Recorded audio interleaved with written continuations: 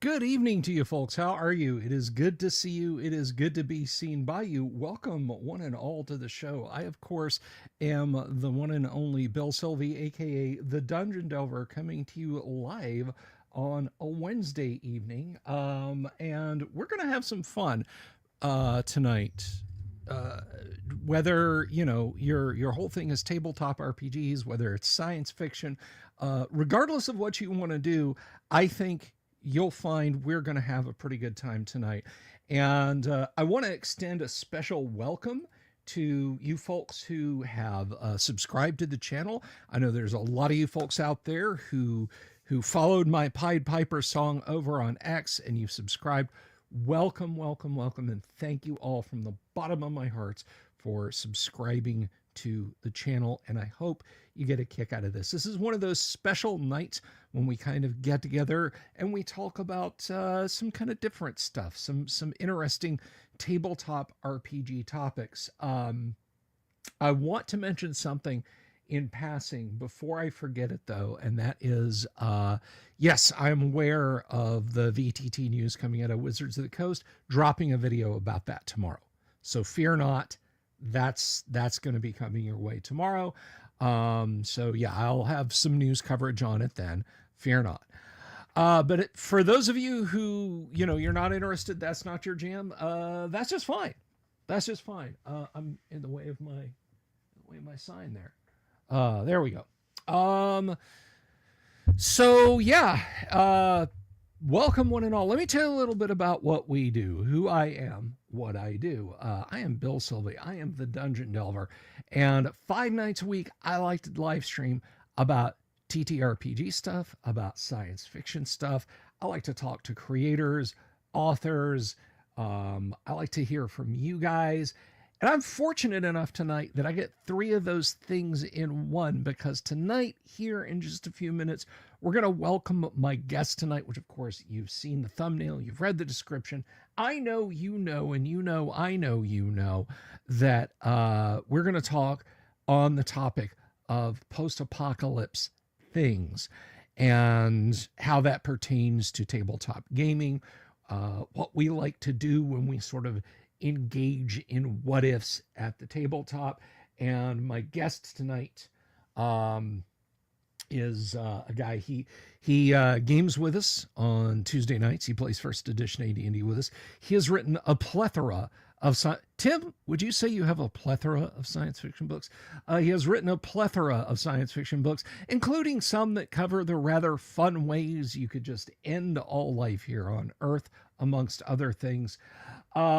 He's a scientist. He's a doctor. He's a raconteur here on YouTube, and you can find him at Timothy Imholt here. Everybody, please welcome my guest tonight. There are those who call him Tim. Tim, good evening to you, sir. I love the Monty Python introduction. That's awesome. I try, man. I try. Now I'm going to do a little Star Wars. I'm about to wipe out the younglings. So I had a better way to go with it. I figure if the apocalypse ever happens, I will survive, because even the cannibals are going to look at me and go, "Nah, he's too ugly to eat. Just let him go." Yeah. You know what? Oh, that take forever render down. Exactly. But anyway, so Tim, first of all, welcome to the show, man. It's nice to chit chat with you some without trying to murder your characters. That's always a lot of fun. Hey, I took out like a whole bunch of stuff last night. You did, man. Salute. You webbed, and then some were burnt, and then you cast that fork lightning bolt and electrocuted some mana cores. So kudos to you, my friend. But tonight we're gonna put this so it won't fall over. I think on top of the PC tower. That's safe enough. Bill's drinking beer. I got serious tonight. Went a different way. Oh, right. So I was thinking about this, and this is a topic we tend to turn to a lot in tabletop gaming, Tim. Now, I don't know how much of this you might have done back in the day when you first got your feet wet with tabletop gaming, but as interesting as fantasy is to a lot of folks, we also tend to look at the the grim future, the futuristic fantasy of the end of the world. It can be kind of a grim topic to approach, but for some reason, and for reasons I want to discuss with you, Tim, before we get into systems and everything, but for some reason, it seems to be something that is very much a draw for tabletop gamers. And I want to kind of start at the very top and work our ways down. Now, apocalypse can have a lot of meanings. I mean, you know, if we have a bad day at the stock market, that can be an apocalypse, right? You know, an apocalyptic day on the market. But it doesn't mean that the guys over at the Dow are lobbing nukes at the guys at the Nikkei, and you know, the Nikkei has unleashed bioweapons on the London Stock Exchange or anything like that. It can just mean a bad event, a bad day. Good evening to you, Amasang. Good to see you. An apocalypse, for the purpose of our definition, is quite simply the complete final destruction of the world. An apocalypse could be, you know, something goes bad at the LHC, you guys invent antimatter over there, or a black hole, and it shoop, and it, you know, just the moon is kind of spinning in place going, wait, what just happened? where all the little noisy people on the blue-green spot, that's not there anymore. So apocalypse can take on a lot of definitions, and this is interesting, Tim. You probably know this, but maybe some of our audience don't. The original definition of apocalypse in the Vulgate Bible just meant a revelation. It was a revelation of holy information. Well, which I was floored to find out. I always think of it more of like a gigantic tectonic shift in the way things work, right? Because you can have an apocalypse can mean you've wiped out everything except cockroaches, or an apocalypse can be we wiped out 99% of the humans, and the only trouble is, you know, how many people actually know how to skin an animal, right? Yeah. So most of us just go to the grocery store and buy meat and realize, you know, well, that's the way you do it, right? And you bring up an excellent point. I think for the purposes of our definition, we have to reasonably include something, because if we say an apocalypse is the destruction of the planet, you know, a solar flare flashes away our atmosphere, and you know, our seas alternately freeze and boil, and we expire. That's not much interesting to attempt to role play in or even discuss, because we're gone, right? Yeah. It's like when you like I wrote a book about a fictional nuclear war, and I took some crap for it early on, because people were like, "Oh, we would have just nuked the whole thing." I'm like, "Yeah, that's not a really interesting book, right? You nuke everything, and like, poof, the world is over. Okay." The end. Yeah. Well, I think one of the most compelling things, and we're going to get into better categorizing apocalypse in just a minute, but when you say, you know, poof, the world is over, a lot of people think of Neville Shute's novel and the film based on films, I should say, there are two, On the Beach, as being a post-apocalypse. It's not. It's an apocalyptic film. It's not in a post-apocalypse film or book. But that's hairs we're going to split in a moment. So I think for the purposes of our definition, we have to look on apocalypse as catastrophe, as something that disrupts infrastructure, something that eliminates or uproots or disrupts a population on a scale that is national. Or hemispherical or global. And I think we need to make that definition, because, and I don't want to drag, unfortunately, we're going to kind of color over lines, and, you know, if there's anything you don't wish to discuss, Tim, then by all means, you know, you say so. But if you were living in America in 1972, just pick a random city, you know, middle-class American, December of 1972, just after Christmas. It's quiet, depending on where you live. If you're in the South, it's warm. If you're in the North, it's cold. Maybe you're a little concerned about gas prices because of some noise in the Middle East, but by and large, you're fat, happy, well fed. Uh, the term apocalypse doesn't even register on your radar, except some vague existential concerns about nuclear proliferation. If you lived north of the demilitarized zone in Vietnam in late December of 1979, you would think the world had come to an end, because every day B-52s flying in massive cells would be carpet bombing everything, leaving not one stone on top of another, because that was the function of Operation Linebacker, and that was certainly an apocalyptic event. But again, you live in southern Ohio in 1972, or northern Tennessee, or eastern California, or just outside of Seattle.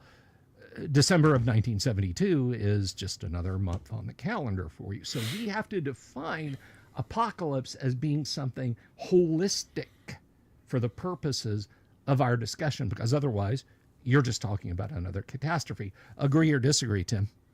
Well, I completely agree. I mean, it's something that causes gargantuan upheaval in a completely new way of life, where you're like, okay, I can't even believe we still used to live like that, right? I mean, it has to be a complete tectonic change in the way we live, breathe, and survive. Oh, yeah, unquestionably. So that brings us to the tabletop. Not to get too much into ethics, and I absolutely want to talk about your world-ending books, but when I was thinking about post-apocalypse games I could show off, I was like, oh yeah, I've got tons, I've got dozens. This one, that one. I really don't. I really don't, because the first one that sprang to mind, and when I started looking at mine and Tim's definitions of it, the first one that came to mind was this guy right here. It was BattleTech. Let me zoom in real quick if I can. It was BattleTech. 3025 BattleTech is Road Warrior with giant mechs. But that's not true. That's not true. The BattleTech universe has a great piece of fiction right at the beginning of the original box set that came out in 1986, where the author describes there are these automated starship yards, there are automated factories, there are automated water purification plants that dig deep into the crust of a world to extract water on barely inhabitable planets. And because of the secession wars that have gone on for 300 years, all of this stuff is failing. All of it is winding down. And one day, the starships that deliver life-saving cargo from one world to another will no longer function, and there will no longer be automated factories to repair them. Battle mechs, the computers that control them, the fire control systems that aim them, the factories that make the armor, all of that stuff will break down, and you'll have isolated communities on planets that can no longer even communicate faster than the speed of light with each other, everyone trapped on their own world because all this technology has failed. But that hasn't happened yet. So, you were about to say? I have one that I think qualifies for the definition of post-apocalyptic. It's a newer one, but Fallout. I can't get my count here. Thank Fallout. you. Yes, I don't have Fallout yet, but I definitely want to get it. Fallout is a great example of a post-apocalypse setting on the tabletop, because you have total disruption of infrastructure. Walk around in Fallout 3 or 4, or even 1 or 2.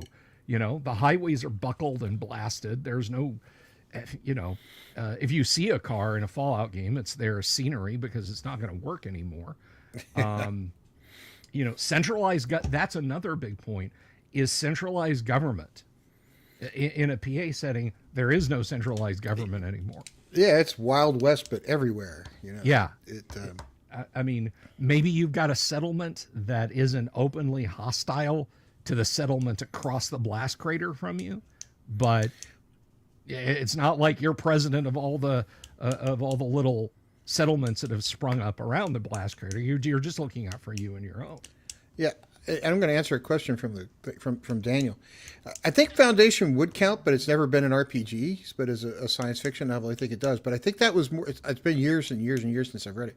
But I think that was more economic decline than anything else. I don't think that was really like a huge tectonic shift. But economic decline can cause an apocalypse, because if nobody can afford to buy food, you have a whole new problem. Oh, of course. And, I think that's something maybe we could step back and define. Apocalypse does not mean that the starships have bombarded your planet with mass drivers, or the nukes have been launched, or the Terminators have risen up, or anything like that.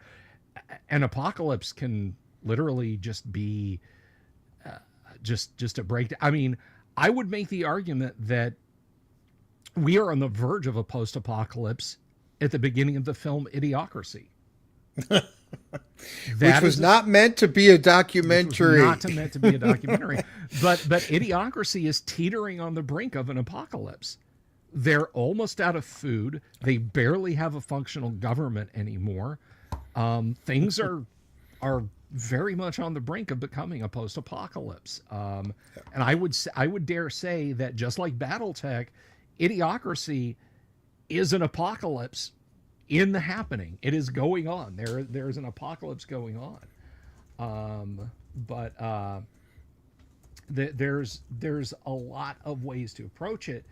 But as you say, Fallout is a great example. And when I put my thinking cap on, the only two I could think of that I have, and I need to get that Fallout game, Tim. That I've read a lot about it. It looks like a lot of fun. I played it with the kids, and they really enjoyed it. Excellent. They had a blast with it. But I have this one. This is arguably the first post-apocalypse RPG, and this is Gamma World. I know that's not a good zoom in there. Let me. Which you play on your channel on Friday nights. Yes, Friday nights we play Gamma World, and it's a lot of fun. You're welcome to join us if you can tear yourself away from your wine club. That's Thursday. That's not on Friday. Oh, right. That's true. But another great one, and I want to dive into this one a little bit. Not just the meat of it, but the concepts behind it with you. Next is Twilight 2000 by GDW. This is arguably the grittiest, dirtiest, ugliest post-apocalypse game. And this is a concept that I have talked about here on the show before. Twilight 2000 is what is called, from a sociological standpoint, a broken back war. And a broken back war is kind of a clean way of saying it's a post-apocalypse setting, because in Twilight 2000, there is no functional government back home. Nobody's making cruise missiles. Nobody's making anti-tank missiles. Nobody's making artillery rounds. The MRE that you're eating, yes, there's a small warehouse in what used to be Berlin that still has some in there. But the next one you eat could be the last one you ever get. And the next meal you get, you have to hunt rabbits to find. Everything has broken down. But there are still two armies in the field. In the case of Twilight 2000, there is NATO and the Warsaw Pact still beating each other to death, even though there's no what are they fighting over? Yeah, it's like, yeah, exactly. You're literally just fighting because that's the Warsaw Pact. Well, those are NATO troops. Like, that's what we've always done, so we're going to keep fighting because exactly. And I said so, and I'm the leader, so you guys go fight, and I'll be back here. You're fighting to the bitter end. Maybe it's somebody in a command bunker outside of what used to be Moscow. Maybe it's the 78th guy down the list. The Secretary of Education is now the president, and he's leading the country from a submerged nuclear submarine off the ruins of what used to be Boston, right? Well, I actually thought about something, because somebody in the comment section made me think of something. There are more settings in RPGs than you're going to consider that are post-apocalyptic. Greyhawk technically qualifies, but so does Dragonlance, because you had the Cataclysm. It's just a couple hundred years post-Cataclysm, right? Yes, yes, exactly. Greyhawk and Dragonlance both are great fantasy post-apocalypse. I would make the argument that possibly, and Tim, you know more, I really want to hear your input on Dragonlance here. You know more about Dragonlance than I do, by far.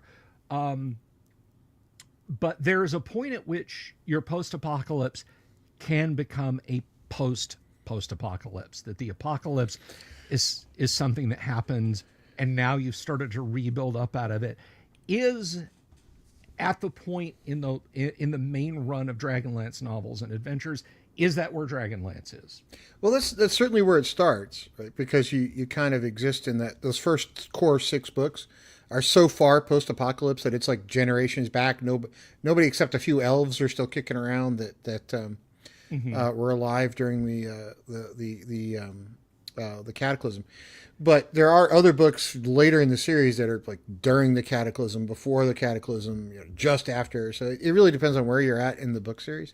But the modules, you're right. The modules are definitely so post-apocalypse it doesn't even matter anymore.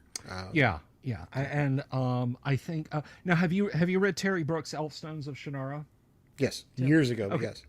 Okay, this is a big spoiler alert. If you're out there watching and you want to mute, I completely understand. You're like, oh man, I want to read those and I don't want to start. The Elfstones of Shannara, the Shannara books by Terry Brooks, are all specifically post-apocalypse. They are thousands of years after a nuclear war ravages our Earth.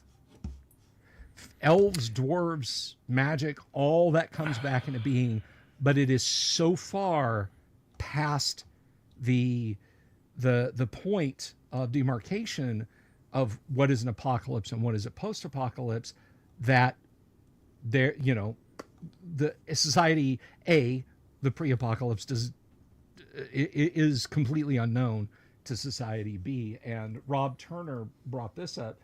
A really basic point is how recent was the event, and is it a setting in your game or a foundational aspect of your game? And what do you think of that, Tim? Well, I think, if you really want to call it a post-apocalyptic thing, you still have to be in recovery mode, right? You can't be in like, oh, we've kind of made everything work, right? You have to be kind of in that water world space where it's like, maybe the humans will survive, maybe they won't, right? You're still on that edge of can you actually live? So I think, even like Deathgate Cycle by Margaret Weiss and Tracy Hickman was sort of post-apocalyptic in ways, but it was so far past it didn't matter anymore. You knew humanity would survive. So when I think post-apocalyptic, I think, we have humans, but is there still humanity? Is there still sort of something that exists that says there's infrastructure? That's a good point. Now, this knock me down if I'm wrong here, Tim, but because again, I want your feedback on this. Would you say that Middle Earth at the time of the War of the Ring exists in a post-apocalypse state? I do, but I want to hear your answer and whether you do or you do not, and why. Lord, see, you know so much more about Lord of the Rings than I do. It's almost hard for me to answer this one first, but I want to say yes, because you still have this question of, can the different races survive, or because you've got them all kind of bifurcated all over the place, and they've kind of grown up, they've kind of grown out into these little tribal groups, right, that kind of exist on their own in these own little hovels. And there's not a ton of hobbits, but there are some. And then you have to go off and create armies. You kind of have to build them up, right, because there's not that many left. So I would argue it's either still in the process of being apocalyptic, and maybe it goes that way or not, or maybe it's just post, and they're trying to bring everything back together, but it's somewhere in that world. So I think that, and I will give some good underpinnings here, and chat, I want to hear from you guys too, of course. Just feel free to pipe up. I think there is a definite post-apocalypse setting to Middle Earth. All of the various battles throughout the different ages of Middle Earth have occurred. The last war of the Alliance, when men and elves fought at the Moran and the Black Gate, and of course Sauron's ring finger was shorn off by Isildur's father. All that takes place, and then Middle Earth itself enters a steep decline. By the time Frodo sets out from Hobbiton, which is a very cozy pastoral place, it's not ugly, it hasn't been touched by the shadow, but by the time Frodo sets out, I remember distinctly when and Tim, I know you know this from the films, and a lot of you guys do, and probably from the books, when they try to cross the Misty Mountains and they go to the pass at Cahardras and they're turned back and they have to journey south, they're going through an empty land. And the hobbits comment on this and they say, wow, why this is just so desolate, it's so empty. There's, just the ruined foundation of a house, and what used to be here. And I think it's either Gandalf or Legolas. Somebody correct me. Basically says, this used to be a land of many peoples. This was a land called Holland, and plagues ravaged this area, and no men dwell here now. There's a vast howling wilderness just to the east of the Misty Mountains that has been completely depeopled, and that is one of our earmarks for an apocalyptic or post-apocalypse setting. Well, I don't know if that counts as total post-apocalypse. For certainly regional apocalypse, that counts, right? But like I live in Texas, where there's a lot of small towns that kind of died out. But are we post-apocalypse because everybody just kind of moved to the city? Right. Yeah, but I can drive 35 minutes from my house and find towns that have houses that have just been abandoned for decades, and it's not hard. And then there's a Buc-ee's and everything's okay. Right. Yeah. Just 5 more minutes up the road and there's a Buc-ee's. You go in, you get some pulled pork, a blanket, a portable flat screen TV, and exactly. The world's happy. But it runs on 12-volt electricity, see, so. Yeah, right. So no, I think you make a good point, but I think Middle Earth stands on the brink when we read The Lord of the Rings. If by some miracle, they bury the ring, let's say they get dwarven smiths and they drill a ring-sized hole as deep as they can under the Misty Mountains, chuck the ring in there and fill it full of gunite. That thing's not going to be found for another 100,000 years. It's going to be found eventually. Saruman can be patient. Well, yeah, but correct me if I'm wrong, but doesn't the ring have powers that kind of pull people to it? It does. Right, so it might not stay hidden that long. But. It might not stay hidden that long. But, the elves are going away regardless. I mean, even before they know about the coming destruction of the ring, the elves are leaving. They pass the fellowship when the fellowship is going to when they're trying to go initially to the Prancing Pony to meet Gandalf, they pass a group of elves who are like, yeah, we're passing out of this world and we're never coming back. So that is very clearly a part of the world is ending. But I think you're right, Tim. I think you hit on something about regional apocalypses versus a holistic collapse. Like, everybody in Dale is dead. Everybody in Gondor is dead. Everybody in Rohan is dead. Most of the people in Hobbiton are gone. Yeah. I think they're two very distinct things. Yeah, because I mean, we certainly apocalypsed Hiroshima at one point, right? And then a few days later, Nagasaki. Yeah. In fact, there were multiple people that actually, and I used to work in nuclear physics, so nobody think I'm just looking this stuff up for fun, okay? I actually have been to Los Alamos and held the core of a nuclear weapon. I have clearance. It's okay. I didn't break in. I had clearance. I don't anymore. Right. Just so long as you didn't take the two halves of the core and start clapping them together. Okay. No, in fact, when they told me what I was holding, I got really nervous. I was like, can somebody come take this? Oh, no.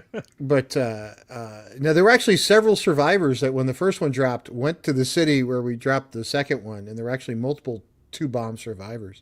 Yeah. That survived through both of those. So, but I'm sure those by people... 1955, 1960, those were functioning cities again. Yeah, they came back, right? I mean, it just sort of got rebuilt. Modern nukes are a whole different world. We won't discuss that. But those were certainly apocalypse for those cities for some number of years. But as you say, I mean, it's not a complete apocalypse. Like I said, December of 1972, you live in Indiana. It's just another cold winter day. You live in North Vietnam. it's an apocalypse.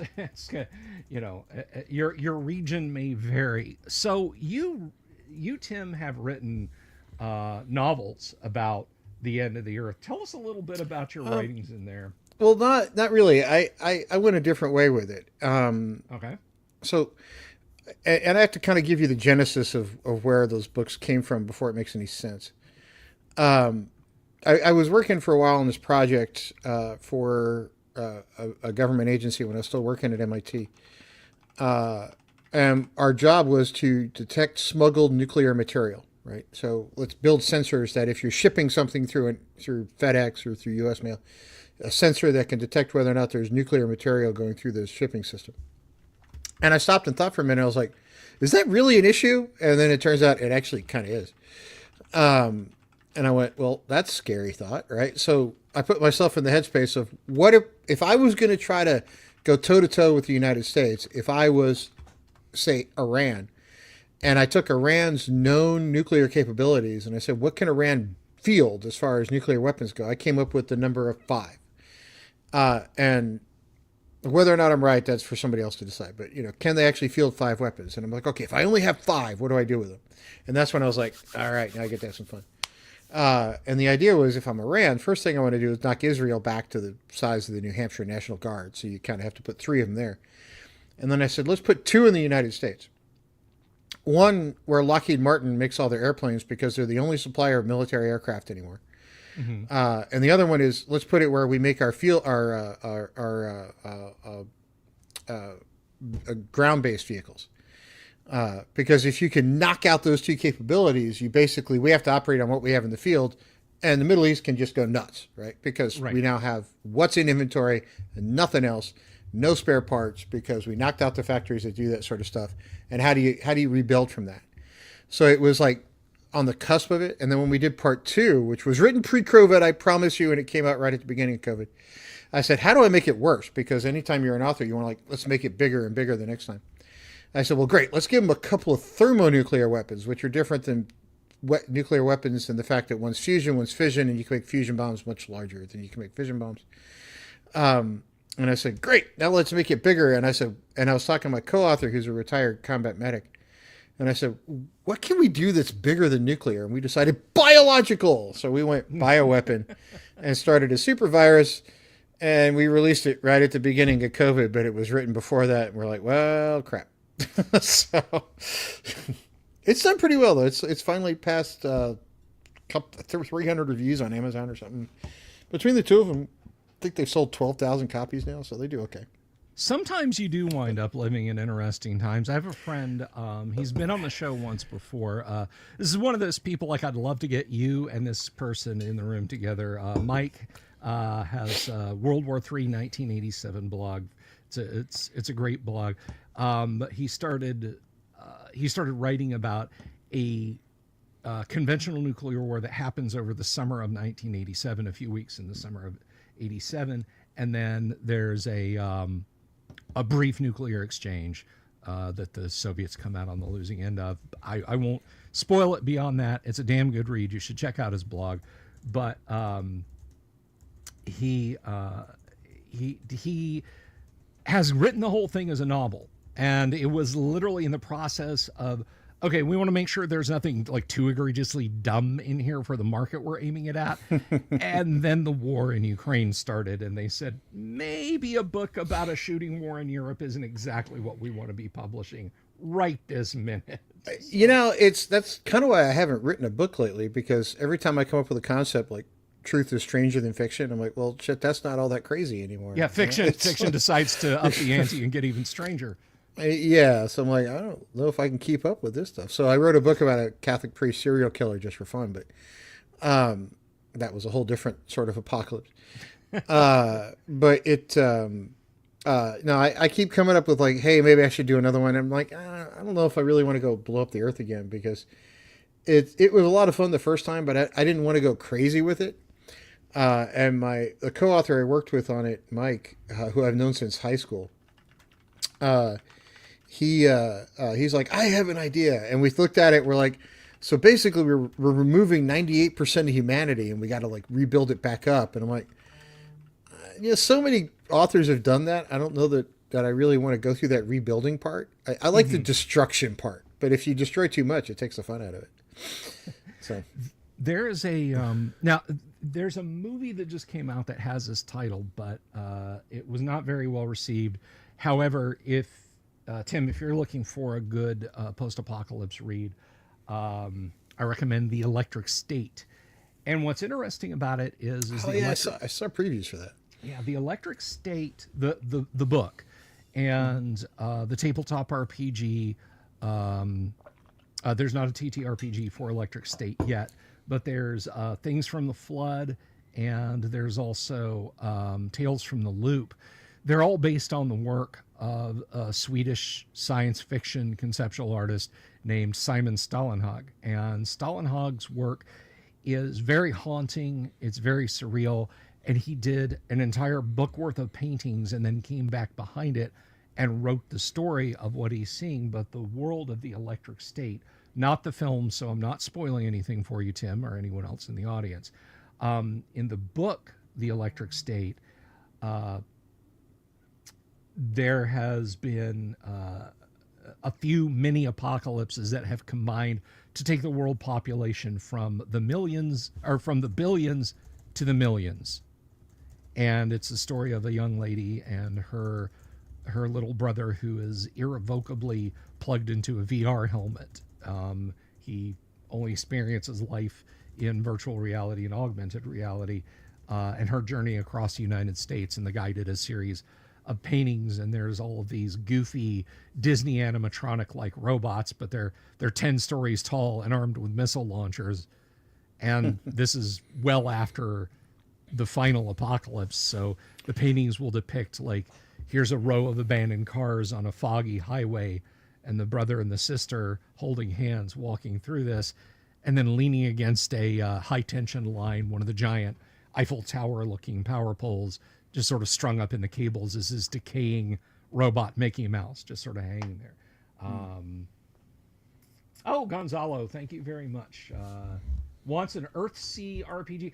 Tim, have you read the Earthsea books? I have not. I have not either. Those are not ones that I've read a lot, but I haven't read those. Yeah, that is on my to read list. Thank you for reminding me of that, and thank you for the super, Gonzalo. I really appreciate Super Gonzalo. Now at your comic book stand. So yeah, The Electric State, the book, again, I know nothing of the film. The Electric State is supposed to be a pretty good post-apocalypse. How about any of the scared of the bomb stuff from the 50s? You and I are of the same age, so you know, a Saturday afternoon we could almost be guaranteed to turn on the TV and catch some ladybug on the beach, stuff like that. Giant ants, anything that was post-nuclear war. There were a couple that came out. There was one that had Goldblum in it. It was like Jeff Goldblum, not Jeff. Yeah, the guy from Police Academy, Jeff Goldblum, not Jeff Goldblum. Crap. Steve Guttenberg, and you're thinking of The Day After. The Day After, yeah. That was sort of like this post-nuclear war thing where everybody had to stay inside because of fallout, and it was an interesting one. There's another one that came out not too long ago that as a scientist, I read because everybody told me I had to. That was actually pretty good in how society looks sort of 30 seconds after the apocalypse, because it's called 1 Second After by William Forsythe. It's a book about an EMP that goes off and just destroys all electronics in the country. And if you have if you want to see how to knock the United States back to the Stone Age, drop out our electronics, because who has cash at home? Anyone? Anyone at all? I've got a jar of change. I'm not telling anybody where it's at, but yeah. Exactly. Nobody has cash. Everybody does everything electronically. Most people have a week of groceries at home at best. The grocery stores get 2 semi-trucks a day, give or take, to keep everybody fed. So like the city basically has I read someplace once that like Dallas, a major city, will have 4 days of food, right? And that's it, right? Because it depends on continual shipments coming in. And that's assuming orderly. I, Everybody will calmly line up and wait nobody for hoards just anything. yeah. Yeah. And that's not happening. And 1 second after brings up the point that shit ain't gonna work, right? Because if you knock out all electronics, you got another problem now. What do you do for diabetics that are insulin dependent? Yeah. Because that stuff only lasts so long, right? And even if you keep it refrigerated, it still only lasts so long. So what's the lifespan of people out there? What do you do about hygiene? Because I can't go buy soap after a while. You have all these problems that come up. And 1 second after is probably the best version I've read of what happens if you take modern life and knock us back, because nobody knows how to do anything anymore other than your job. I'm a physicist. I know how to do a bunch of stuff because I've done engineering. But I got to be honest with you, if you knock out my calculator, computer, and I go back to slide rules, we've got issues because I don't really remember how to use one.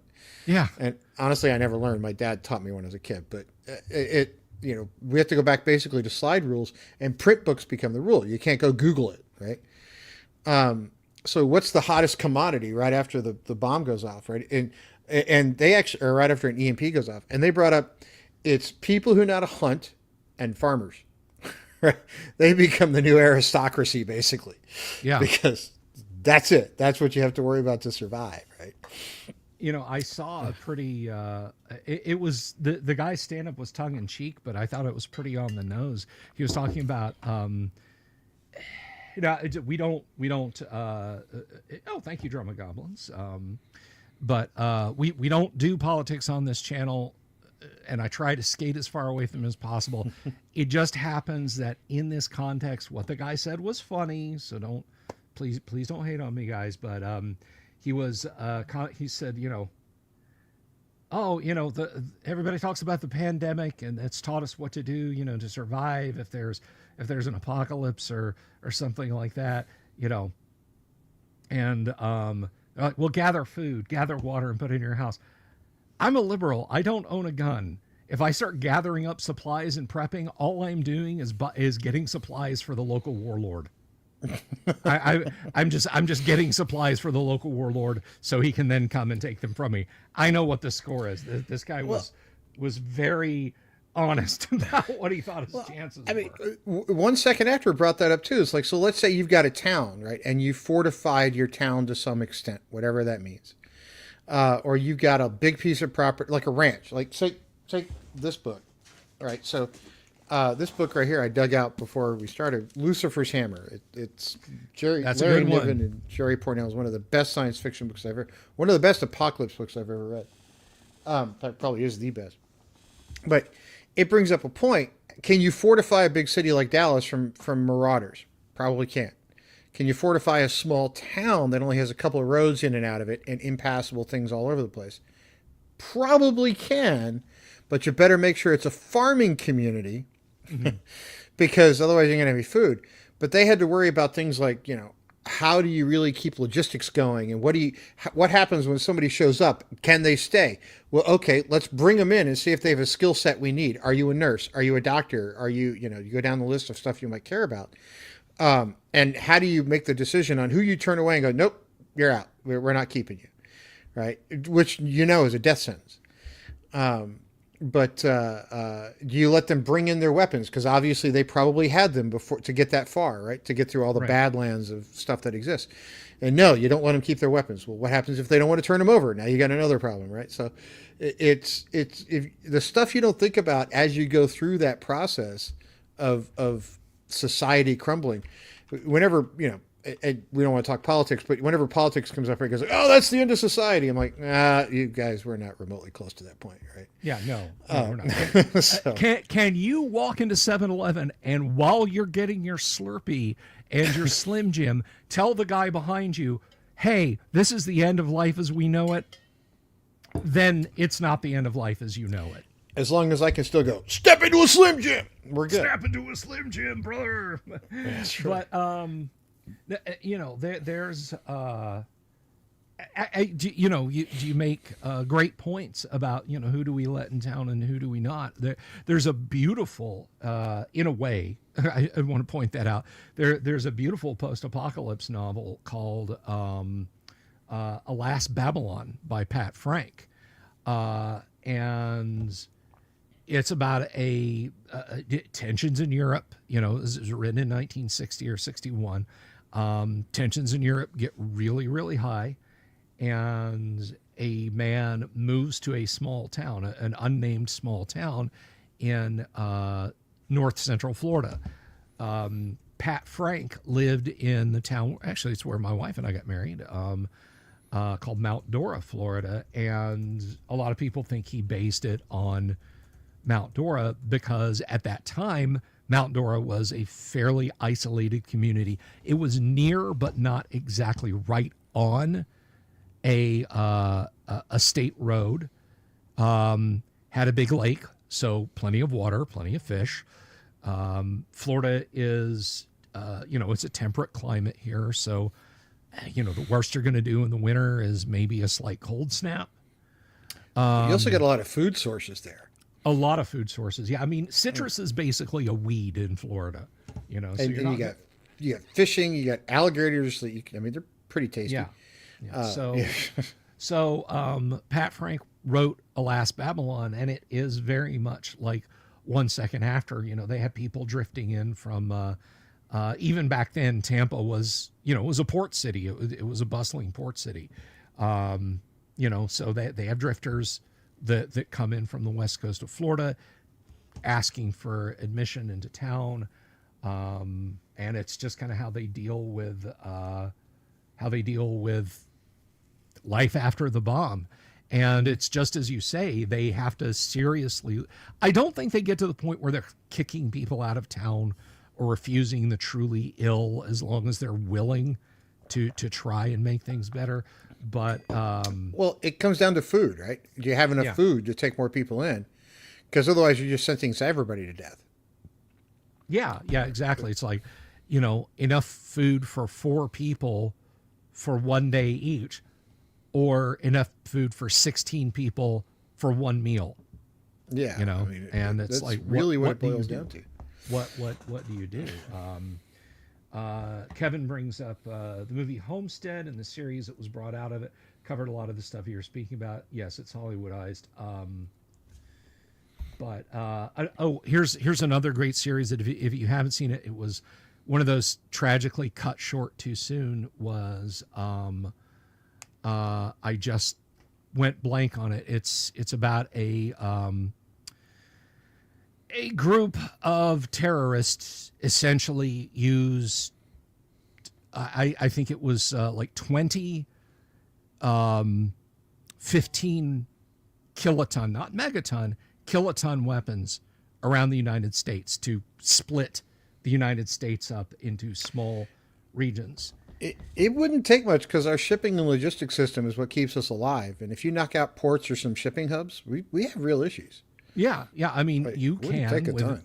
you can isolate parts of the country from each other, and suddenly, the smiling mayor of the next town over, and this actually happens in the series, the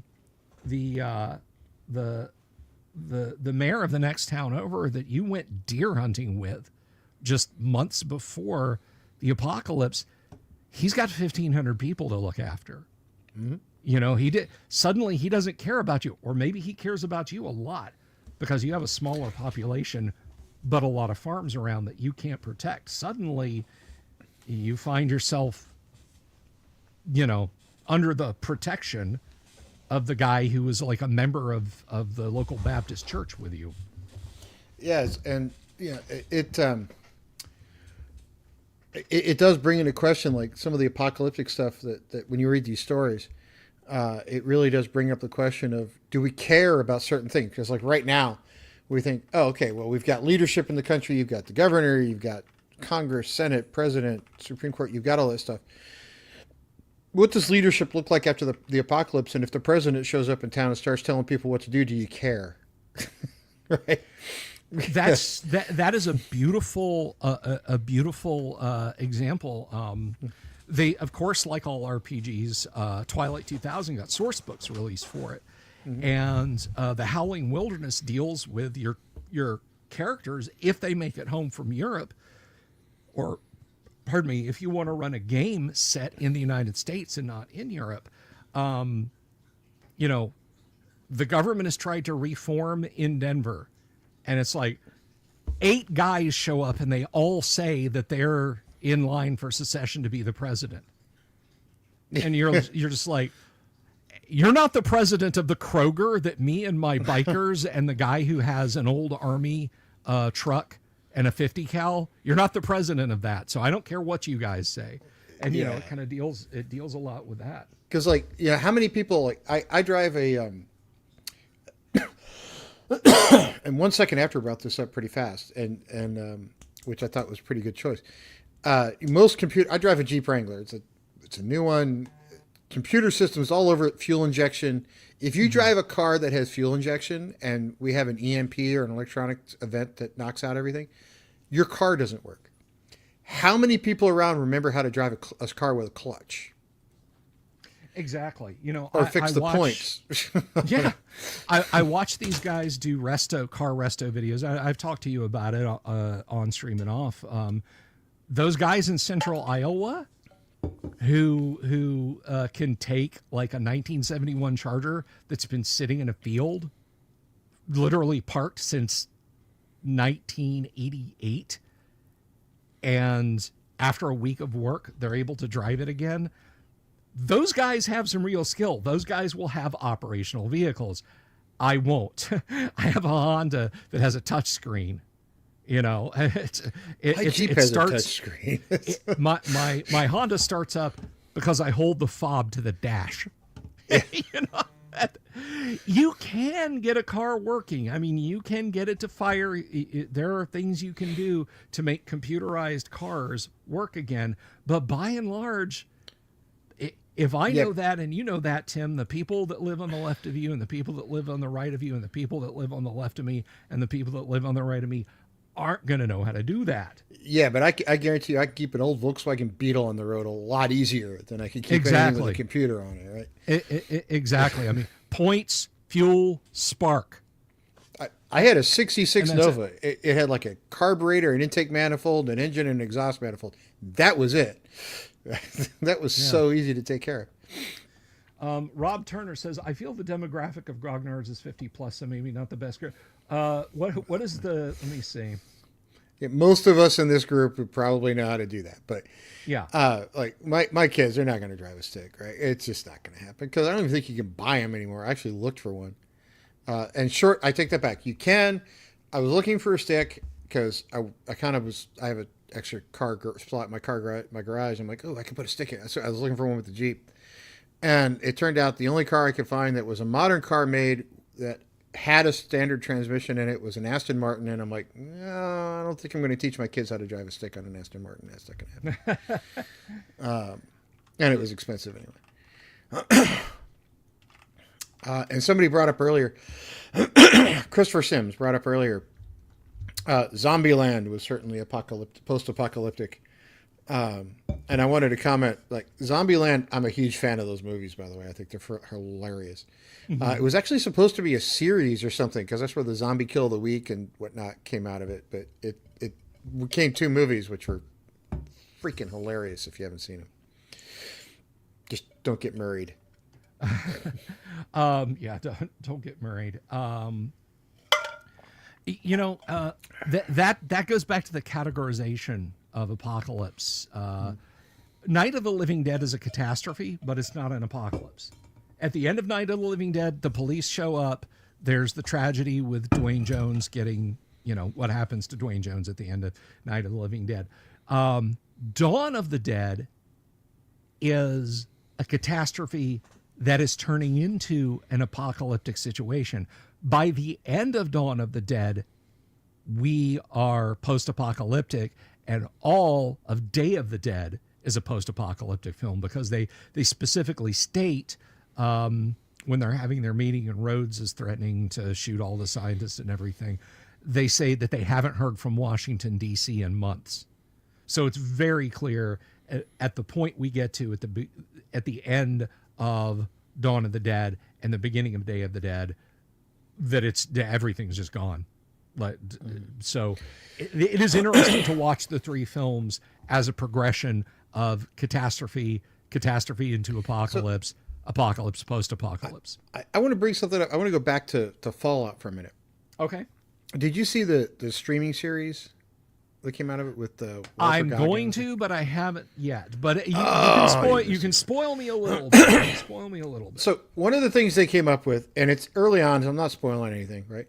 Okay. Is in an apocalypse, if you wipe out enough of humanity, or you have small enclaves of 100, 150 people living together, how do you write rules on who's allowed to marry who? Who's allowed to have kids with who? If you've got very small groups of people living together, we all know what happens when cousins marry. It's not good things. Yeah. Right? But what happens if you got enclaves of 100 to 200 people? Where do you go with this, right? I mean, you have this problem of, okay, you're only allowed to reproduce with those two people, right? Because if you got 2 or 3 generations, 150 people is tough to manage from a food perspective if you're trying to have to grow your own stuff and everything else. Mm-hmm. And you're doing it all by hand because you don't have equipment to do it anymore. That's a big number of people to cope with. But let's say, you got 3 generations. Everybody in town's, it's like Blazing Saddles. Everybody's last name is Johnson, right? So they're kind of related, which was a joke in the film. But that's a real concern, if you're actually related to each other and you're like, where do we go? Because people have a tendency to pair bond, right? They like to do that sort of thing. They like relationships. I like women. It's okay. But what happens when the only options around are cousins, right? It's just bad thing. Exactly. Genetic diversity tends to bottleneck a little bit there. Yep. Daniel, no, Dad, damn bling it. I said the sheriff is near. And that's all I'm saying about that. That's we Mel Brooks is a genius. I'm sorry. Mel Brooks is an absolute genius. Arranged marriages would return. Yeah, I mean, we almost have to. Exactly. Love be damned. We have to keep our genetic baseline up. You marry you. Yeah. Because guess what? Your great-great-great-great-grandaunt and your great-great-great-great-granddaddy were brother and sister. Y'all don't get to marry. Yeah, I mean, it's things like that. And you have to legit be concerned about it, right? So it's otherwise you wind up with birth defects and all kinds of problems. Yeah. So now I don't know that I agree with this one that Escape from New York, because it deals with Snake Plissken, your favorite, one of your favorites. I love Snake. I heard he was dead. Dead. But I don't know that. I think that's one of Carpenter's. I'm going to leave this up to the viewers as to what happens next. I don't know that Escape from New York ends with an apocalypse. The premise, for those of you out there who might not know, is that Kurt Russell's character has to rescue the president, and he has this speech that he's recorded to give to deliver to the Soviet premier. Basically as a friendly, equitable ceasefire that can happen between the U.S. and Russia, because apparently there's like a very slow burning nuclear exchange, biological weapons exchange that's going on even as the film's happening. Snake is so disgusted by the behavior of the fascist American police state that exists at that point, that when he finally escapes New York, as is in the title of the film, he slips the president the wrong tape. And so the president sits down in front of the TV cameras and everything, and they play the tape, and it's Bandstand Boogie.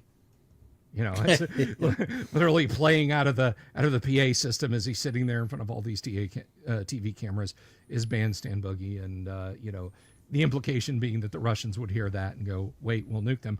Why the president couldn't then just say, we apologize for the technical error. Here's what I really wanted to say, Yeah. But it's John Carpenter, right? So as long as there's a funky, bass beat to it. Exactly. Exactly. And everybody, of course, you love Snake Plissken, you love the president, Cabby, everybody. I just absolutely love, and I can't remember the actor's name now. I know somebody in the audience is going to know this, but he's the messenger for the Duke. You touch me, he dies. You're not in the air in 30 seconds, he dies. Yeah, I know who you're talking about, but I can't. You come back in here again, he dies. Yeah. 30, 29, and then they run out. Doubleday. Frank Doubleday is the actor's name, but I can't remember. And I think Orbital Air, I think you're talking about They Live, not New York, not Escape from New York. I could be wrong. It's been a long time since I've seen Escape from New York. No, They Live is another one of Carpenter. Carpenter liked doing apocalyptic films. Things that like said, like, okay, the movie ends here, but I'm not leaving. You're not walking out of the theater going, oh, well, the good guys won and everything's okay. He did that with quite a few. Escape from New York, Escape from LA was another one. But also They Live. Rowdy Roddy Piper shoots the computer that masks the hideous looking aliens, and now everyone on Earth can see them, but they're still in control of everything. Fade to black as everyone sees the aliens for what they are.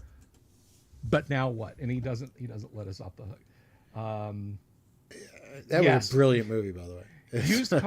Used Cars is probably one of the unsung great comedy films ever made, because I think, and correct me if I'm wrong, Tim, I think that was Kurt Russell. Like, here's Kurt Russell, the all-American, as American as apple pie and vanilla ice cream, right out of Disney movies. Nobody has seen or heard from this guy in almost a decade. And he shows up in this absolutely profane, violent comedy. I mean,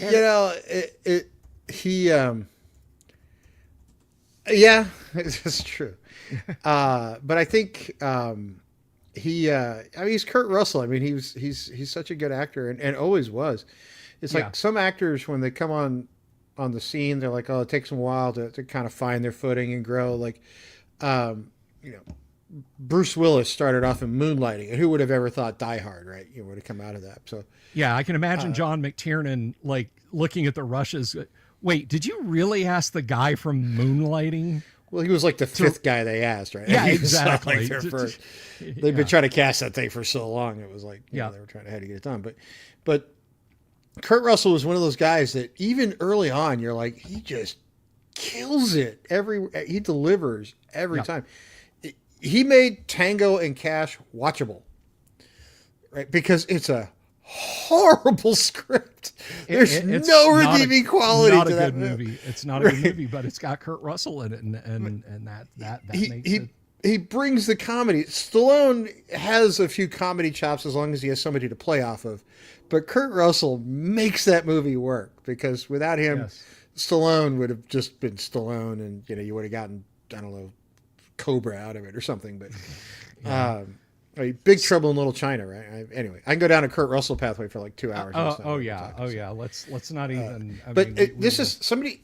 Orbital Air just brought something up. So one of the things that I always kind of associate with post-apocalyptic, but it's really not for some reason. Cyberpunk always tends to, like, for some reason to me, speak to sort of, it's post-apocalyptic, right? It's not. It's not, but and steampunk is the same way. For some reason, it always says there's been an apocalypse and something weird has gone on, right? So now we've got this new world. But so here's an interesting connection with Escape from New York, Tim, and cyberpunk. William Gibson, and I was talking to you about him earlier today. When William Gibson sat down to write the Sprawl trilogy and the short stories that preceded it, which were concatenated in the book Burning Chrome, he took one single solitary throwaway line from Escape from New York and practically invented cyberpunk as a literary genre. And it is when Lee Van Cleef says to Kurt Russell, Pliskin, you flew the Gullfire over Leningrad. And that just started William Gibson's wheels turning in his head. What's a Gullfire? What would lead an American pilot to be flying it over Leningrad?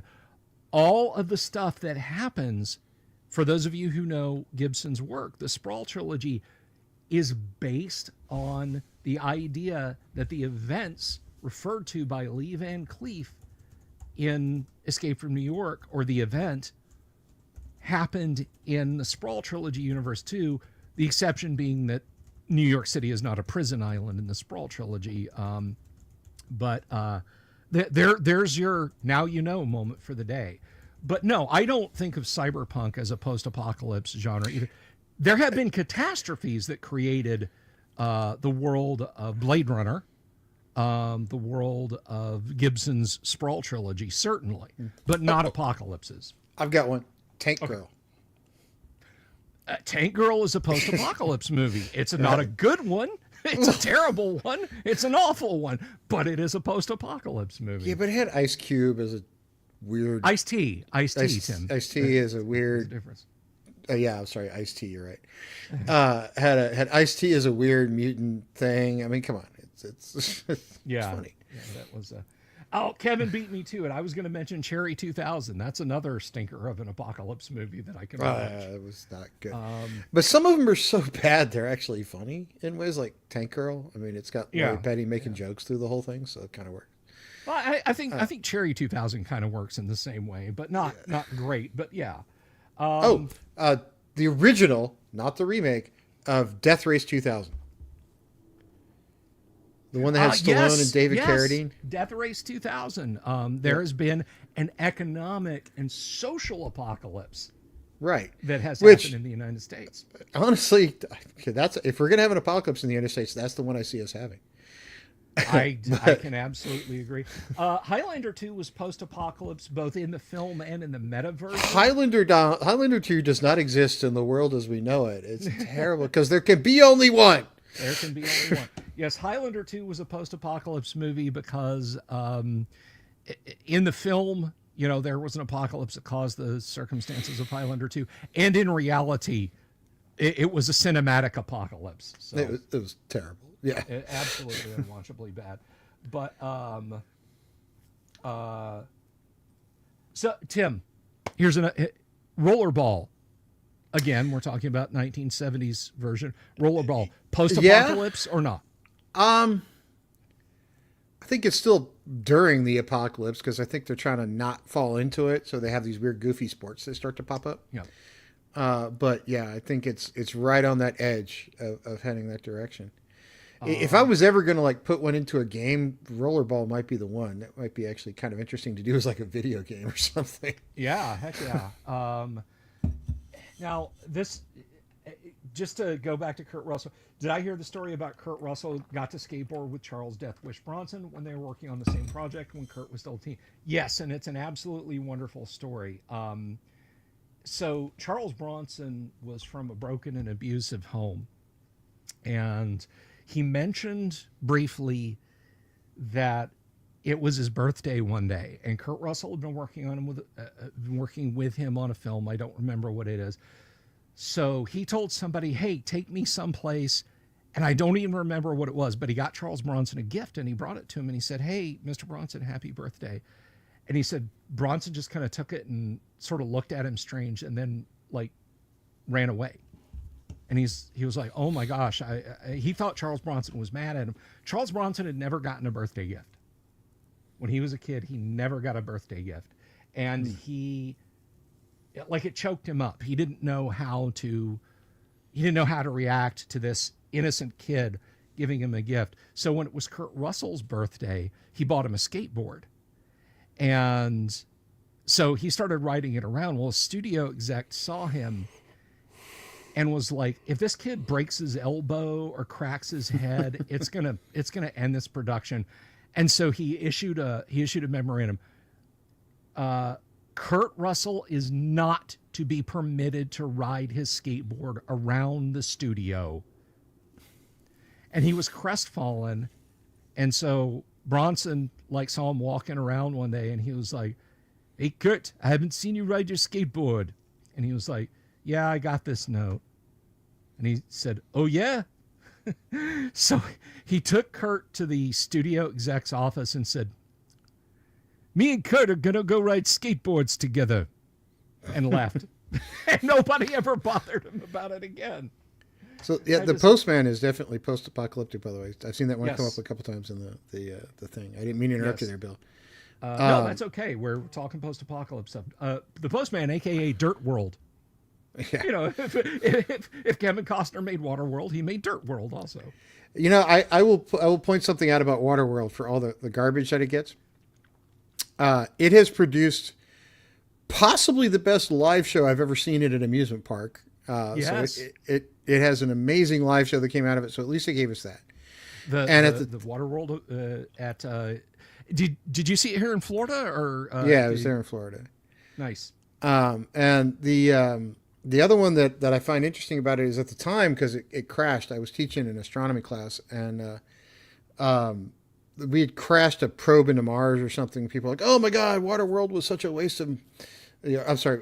The probe was such a waste of money. We crashed it into Mars because some computer spoke kilometers, another one spoke miles, and they didn't quite work out very well. That really is what caused that one probe to crash in the late 90s. Is one computer was made in Europe, one was made in the United States, and no engineer thought to convert miles to kilometers, and it didn't quite work out correctly. And so people gave NASA a bunch of crap about wasting $200 million. I'm like, yeah, but it was $5 million less than Waterworld cost. So I would argue that we probably learned more from the Martian probe than we ever did from Waterworld. But... And in its defense, Waterworld made a profit. Barely, but it did turn a profit. It was okay. I mean, yeah. I saw it the other day, actually. It's not terrible. Yeah, I mean, it's just a movie that you could have made with $70 million, not almost $200 million. Yeah. Logan's Run is another great. Now, Logan's Run, movie. I like Logan's Run, but I've got to give you a little bit of Logan's Run trivia just because. Let's hear it, man. We're all about trivia around here. Logan's Run, if you haven't seen it, and everybody in the audience is probably the same age we are, right? So if you don't remember the movie, everybody dies at like 30 or 35 or something. You either have to go to Carousel or the Sandman will come and gun you down. Yeah, yes. At like 35, I think. Yeah. And they've been trying to do a remake of that for years. And they were like, oh, well, we'll just reduce the age to 21 now because that's apparently horrifyingly old. And it like never gets greenlit. It might have been 20 in the book. I haven't read the book, but I just found it hilarious that the original movie was like, 30 or something. And now it's like, 21. Right? I'm like, oh man. It was like 22 in the book. Like, literally the protagonists in the book, Jessica, Logan, they were like late teens. They meet up with a guy in the book who is 30, and they're appalled at this ancient guy that they see. If you've seen the movie, of course, it's Michael York and Jenny Agutter. Yeah. Whew, Jenny Agutter. Okay, I have a question for you about one. This is a mini series from when you and I were kids. Okay. V. V's not post-apocalypse. Could it be apocalypse in progress, perhaps? V very much, particularly in the series, is apocalyptic because there's a couple of scenes, and the visuals for V were always top-notch. My hat's off to Universal Studios. I mean, just a great job on the visuals. But there's a scene of one of the giant ships, and it's just sitting above a dam, and they've done a matte painting of pipes going straight up into the bottom of the alien saucer. The implication being that it is literally just draining as much water out of the earth as possible. Now, granted, we are pretty much water. I mean, yeah. I think if you took all the water off the earth and just lifted it out into space as a sphere, it would be bigger than Ceres, which is a planetesimal out in space. But it's big. Yeah, we have a lot of water. So even a ship the size of, say, the Houston Astrodome coming by every day to drain our potable water would not make a dent in it. So Robert Phillips brings up one with a little smiley emoji that actually is apocalyptic in multiple ways. Battlefield Earth. Yes, that is very apocalyptic in many different ways. Many different directions. If you have not seen the movie, there's a lot of you in that category because it was absolutely awful and nobody saw it. Yes, Battlefield Earth. Okay. At the risk of offending some people, I know I'm often a fence sitter, and I will say I'm not going to talk about that. We're going to say there are movies that have been made that are very, very clearly attempts to push the agendas of one given group over the other. If Battlefield Earth was an attempt to get people to centers where they celebrate the science of the mind, then it failed miserably. Yeah, it didn't do them any favors. No. Oh, Zardoz. Oh my god. Oh, there's a post-apocalypse. Zardoz. Including that was the one Sean Connery was in. Yes. Yeah, Sean, yeah. The Sean gun is good. Connery's- The penis is evil. Yeah, Sean Connery's wardrobe is certainly apocalyptic. The bright red banana hammock and bullet That's the one I'm bandoliers. talking about. Yeah, he's certainly apocalyptic in way more ways than one. Yes, that was. And the funny thing is they filmed that in, I think it was on some island near Ireland, and they filmed it in 1972. And they were like, If that came out today, it would ruin somebody's career, right? I mean, you yeah. never hear from. But 72 is like, well, literally, it was just like, yeah, whatever, go do it. So they filmed that on this coastal island in Ireland, and so Borman was like, yeah, so in this scene, the statue flies up and it spits out all these guns. And I figure we could have guns from like every era to show like how the tabernacle, those of you, I know too much about the film and I wish I didn't. I wish I had other things in my head, Bill, but I do, and I can't help get that. you out more often, man. The tabernacle is having the brutals, the people that live in the post-apocalypse wastelands, they're having them killed off, and they give guns to hunters to do that with. Now, again, they want to have literally a dump truck of real guns spilling out of the mouth of the Zardoz idol. This is Northern Ireland in 1972. The Irish government is like, you are not bringing a single firearm. Oh yeah, the in total Ireland. props. Yeah, They ended up smuggling the guns in. They did they really? literally had a boat come at night and deliver the crates, because even though they were deactivated, they were afraid that groups would get them, IRA would get them, and rework them into usable firearms. So they Okay, I have one for you, Bill. One All of right, let's hear it. your favorite films, Interstellar. Interstellar is a post-apocalypse film. It's unquestionably a post-apocalypse film. Interstellar is, I was talking about the electric state at the beginning of the live stream, and there were billions of people on Earth. Now there's millions. The same thing has happened in Interstellar. There's a heartbreaking scene in Interstellar where they go to a baseball game. There's maybe 100 people at the ball game, and the two teams that are playing are like the Reds and the Yankees.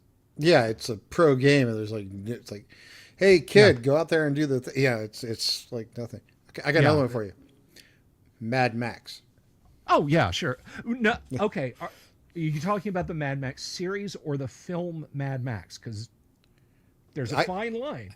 I only count really two in this particular category, because the only two that I think are well worth watching over and over and over and over again is the original Mad Max, the one with Tina Turner. Right? Other than that, I really you don't like the Road Warrior? You don't like the one in between? It was okay, but I get to Tina Turner, man. It just okay. All right. So Mad Max is an apocalyptic film. He's still a police officer, but I mean, there are literal, actual, physical signs that point out that society is falling apart. When Max pulls out to chase the Knight Rider at the beginning of the movie, he passes a sign that says "Limited police protection beyond this point. Do not enter." And it's a highway. It's a federal highway in Australia where the cops are just like, you drive that far out, you're on your own. We give up. The police station is literally manned by like 8 people, and Max is one of them in Mad Max. And it is in downtown of the unnamed major Australian city. So Mad Max is an apocalyptic film. Things are falling apart quickly, and Max is one of the few remaining people trying to stop it from happening. By the time we reach the Road Warrior, and by the way, Colleen would agree with you 100% on Beyond Thunderdome, but Road Warrior, Beyond Thunderdome, Fury Road, they're all post-apocalypse movies. Thunderdome holds a very special place in my memory of movies, right? Because the only two people I was a teenager when it came out. The only two people that wanted to see it in the house were me and my dad. Nobody else wanted to go. And it was the first movie ever. My dad and I were sitting out together, and he catches me staring at Tina Turner. He looks at me and just puts his thumb up. He's like, "All right." So I was old enough to get away with like, "Whoa," so because I mean it's Tina Turner in her prime, man. It's just anyway. I got another one for you. Okay, it's on the comedy side. All right, Shaun of the Dead. Shaun of the Dead. That is apocalypse into. Well, there is a post-apocalypse, but it's not a destructive post-apocalypse because society has kind of come back to where it was before. But yeah, that's a good one. One that Jason McMahon just brought up, Akira. The film is not a post-apocalypse. Well, okay. I'm going to go all anime neckbeard on you, Tim. I apologize.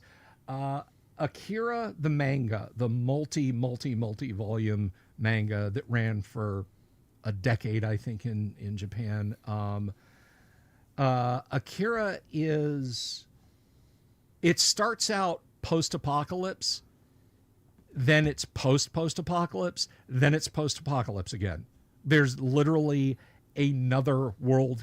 Well, there's a catastrophe in Japan that leads to post-apocalypse circumstances. The film starts out post-apocalypse, and then it's post-apocalypse, and the film ends on an apocalypse, but the protagonists literally ride away happily into the sunset. So Akira can be said to be a post-apocalypse in some ways. But those are good. The World's End, another Simon. Have you seen The World's End, Tim? I have not seen that one. It is the third of the Cornetto trilogy. I've gone blank. Well, Shaun of the Dead is the second, or Shaun of the Dead is the first. Somebody help me out here. Hot Fuzz is the second, and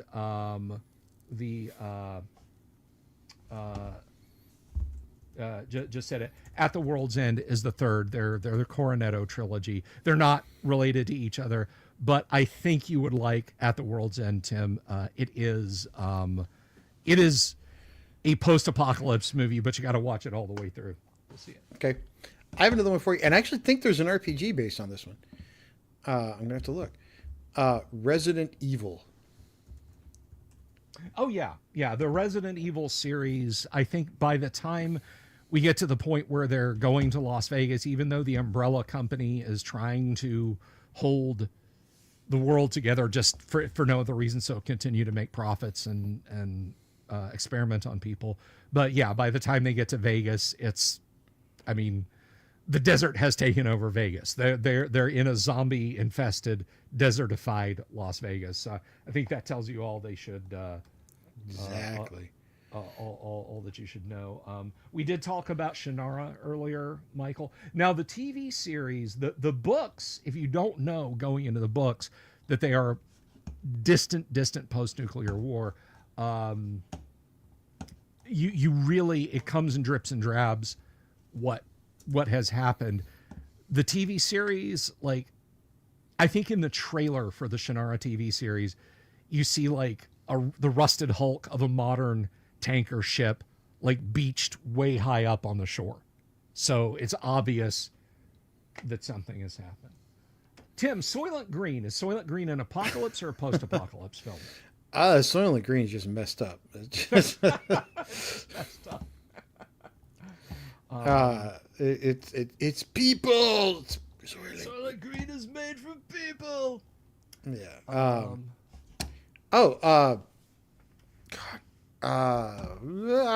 Hang on a minute.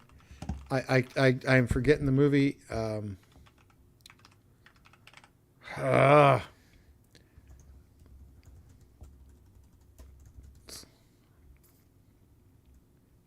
Well, it'll come to you. I will get it in a second, and I'm going to be so embarrassed that I actually drew a blank on it because I'm looking it up on IMDb right now.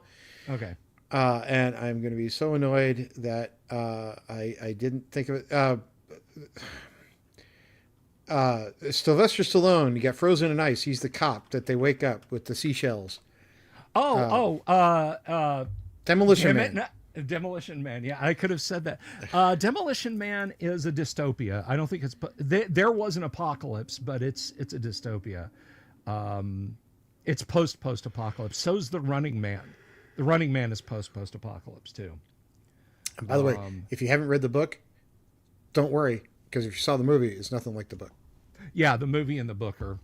I heard that like Stephen King wanted to option the book for a proper adaptation that he could have something to. Steve, come here, buddy. If you're watching this, come here. Whoops, wrong button. Steve, we all saw Maximum Overdrive. Please don't get behind the camera. Please don't get behind the camera, Steve. So, did you ever hear how in the movie Thinner, what happened during that one? I don't know. So Thinner, when they were filming Thinner, and there is hope for him on the behind the camera side. He got better. So when the movie Thinner came out, he watched the previews and he had like he didn't have any control, and he wanted The Stand. That's a very good one, but he wanted some control over Thinner. He thought the last 10 minutes of it was terrible. And they said, well, we're out of money. We don't have any money to do that. The studio's not going to give us any more cash. So we're just going to have to release it as is. He's like, no, I don't want it out there with my name on it. He wanted to like take his name off it and they wouldn't do it. So he bought like enough shares of stock in the company that they had to do whatever he told them to because he was Stephen King at that point. But if he wants an adaptation done, all the dude has to do is write a check. I mean, he's got enough cash. He make like $40 million a year at this point. Yeah.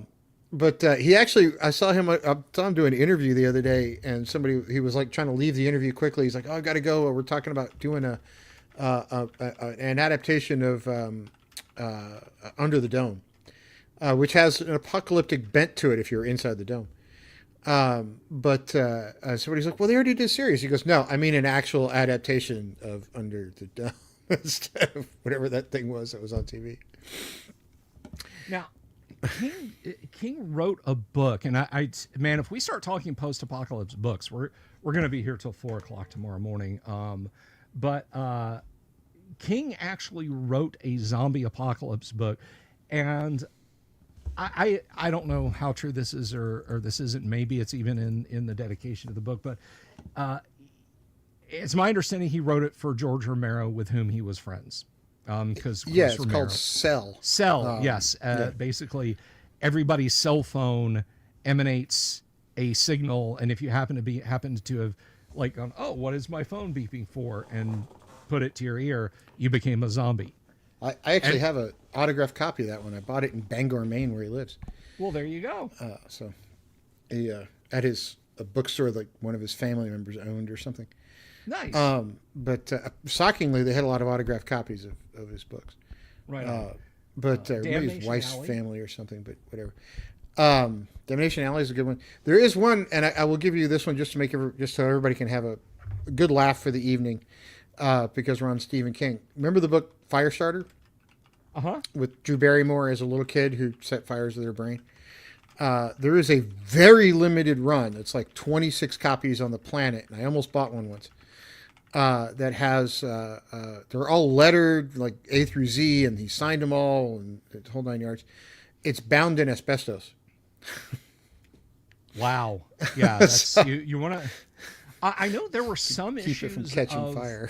Yeah, there were some issues of Fahrenheit 451. Like there was a limited run of that, and Bradbury spoke out on it. He's like, please don't bring that book to me to be autographed. I will happily autograph a copy of Fahrenheit 451 for you, not that one. If you have it, put it in a Ziploc bag and never take it out. Well, these came like slip cased with like a little thing or whatever, but he signed all of them before they were bound or something. Who knows? But he signed all 26 before they went out. But I almost bought one once, but it was like $50,000. I'm like, you know what? I can't bring myself to pay 50 G's for a book.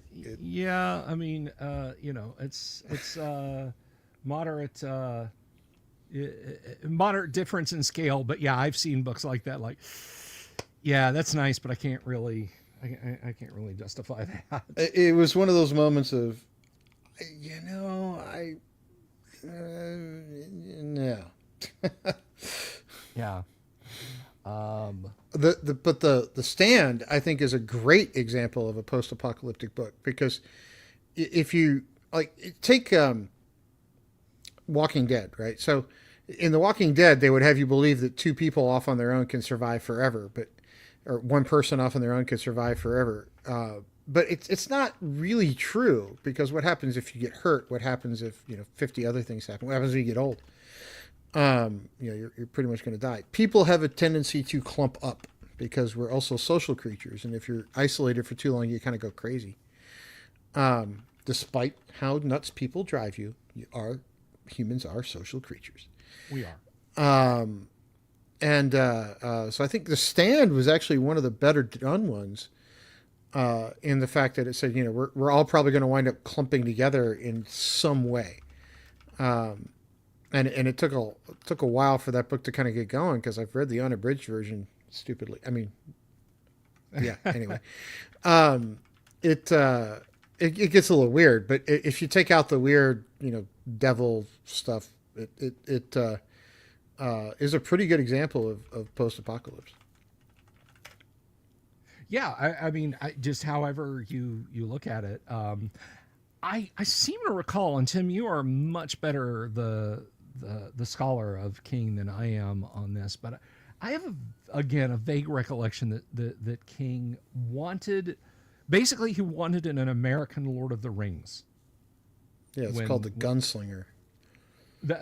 So that's The Gunslinger. Yeah, it's his magnum opus of 17 parts now or something. It's not fantasy, right? It's just not. It's a little different, but it's kind of got the same overtones to it. In a way, I was not a big fan of it, to be honest. Honestly, with Stephen King, how to put this, because I actually am a fan. And Stephen, if you're listening, I apologize. Some of his books are amazing and creep me out all day long. Some of his books are like, meh. He did write. There's a couple of funny stories about him. He did. He was somewhere talking to a fan. He coming out of a book signing or something. And he ran into a woman who comes up to him and goes, "Why do you have to write books like that? Why can't you write good stuff like The Shawshank Redemption?" And he's like, I did write that one. She's like, "No, you write that horror stuff." And he's like, he's always known for writing the horror stuff, but he has written other things like Shawshank. Yeah. And he's written some books that are amazing books, and he's written some books that are like, okay, it wasn't really great. Eyes of the Dragon is one of the best fantasy novels ever written. That's honestly, it's one of his good ones. If he, and I'm not knocking Stephen King in general for his writing. If at that point he had said, "No more horror, I'm just doing high fantasy now, I really like this stuff," if that's the quality of stuff that he could write for high fantasy, I would own every book in hardback. So I loved Eyes of the Dragon. He has a short story that is the creepiest freaking thing I've read in my life, and if anybody follows my feed, I read a lot. But he has a short story called Apt Pupil that not only was it freaky, but there's a movie in it that creeps me out every time because it's cast so well. Ian McKellen, Ian McKellen's in it. So there's some others. So if you haven't read it, it's not post-apocalyptic, but bear with me for a second of a offshoot here, because like Bill and I never do that. Oh no, we never meander. Yeah, it tanked at the box office, but if you catch it on cable or streaming, Apt Pupil, well worth your time. It's a teenager in rural America figures out just 30 years post World War II that there's a former Nazi living in his town. And he goes over to bribe him to tell him about the war, and it winds up just getting creepier and creepier and creepier as it goes along. And Ian McKellen is the former Nazi. And at one point, the kid makes him put the uniform on and do the goose step, and it's just like it gives you these chills running up your spine. You're like, it's just so, seeing him do that, it just gets me every time. And partially because Ian McKellen is such it's freaking Ian McKellen. What else do you need to say, right? But anyway, From the Earth to the Moon. I think we're thinking of different books. I remember the series that was on HBO. I don't think that was apocalyptic. Yeah, not very post-apocalypse, that one. Now, yeah. Let's see. So I think you're talking about The Moon is a Harsh Mistress by Robert Heinlein, where the moon had prisoners on it, and yeah, one of my favorite books. I don't know that it's apocalyptic, but it could have been had the moon kept the war going. Yeah, exactly. Moon is a harsh mistress. When Worlds Collide, it's an apocalypse movie, and there is a brief glimpse of post-apocalypse in it. When I was a kid, I had heard that there was a sequel to When Worlds Collide, the book When Worlds Collide, that a sequel was written. And I would have been fascinated by that because it's about what the survivors do on Bronson Beta, the planet that, thank you, Windows, for deafening me. The planet that basically ends up taking Earth's place after Bronson Alpha destroys the Earth. But I would have loved to have seen a film based on that. So Red Planet, that's the Heinlein book, right? I think that's somebody brought up. Yeah, another Red Planet. But again, I haven't read it, so I can't say that it's not post-apocalypse. You know what is post-apocalypse, and this may surprise a lot of people. Tim, did you ever read any of Edgar Rice Burroughs' John Carter of Mars stories? Yeah. Post-apocalypse setting. On Mars, yeah. On Mars, yes. Yeah. Mars has been depopulated. There are entire cities on the Martian desert and in the great moss swamps of Mars that are entirely depeopled. There have been massive die-offs. And when John Carter, in the very first book, John Carter of Mars, when he arrives there, the lone factory that produces oxygen so Mars can retain even a thin atmosphere. These books were written in like 1905. We thought there were canals on Mars. Yeah, and John Carter was a Civil War vet or something. Yes, the book, he was a Civil War vet. But they had no idea how to fix the plant. The Martians were just like, okay, well, or if it's our generation or the next one, that's it. We're all going to die. And he is able to engineer a solution to get the oxygen plant working and becomes the warlord of Helium, the city on Mars. John McMahon brought up Hitchhiker's Guide to the Galaxy. Certainly apocalyptic to the Earth. I mean, it is very apocalyptic to the Earth. Not much post-apocalypse unless you're an interesting form of extremophile bacteria. Let's see. There are parts of the Time Machine that are post-apocalypse, yes. Children of Men. Tim, Children of Men, apocalypse or post-apocalypse? Post-apocalypse, maybe? I don't know. Yeah. Somewhere in that well, whatever is happening as far as human birth rates dwindling down to zero has happened, and the Earth is or society is in the process of falling apart. So I would say,